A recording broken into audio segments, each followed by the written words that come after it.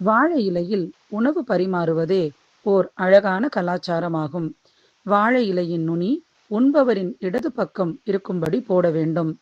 வாழை இலையின் இடது மூலையில் முதலில் உப்பினை வைக்க வேண்டும். இரண்டாவதாக வலது கீழ்ப்பக்க மூலையில் இனிப்பு பாயசம் வைக்க வேண்டும்.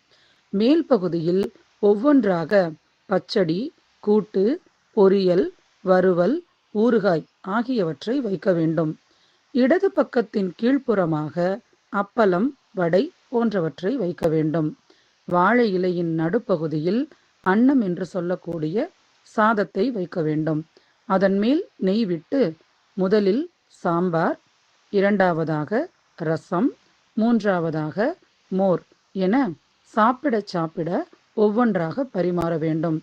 இம்முறையில் உணவு பரிமாறுவதே நம் தமிழர் வாழ்வியலின் முக்கிய பண்பாக குறிப்பிடப்படுகிறது.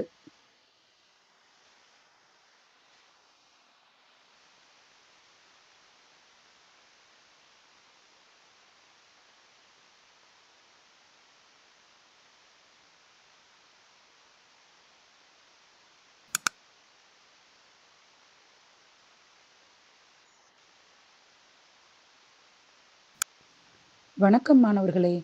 வாழை இலையில் உணவு உண்பது தமிழர் வாழ்வியலில் முக்கியமான பண்புகளில் ஒன்றாகும்.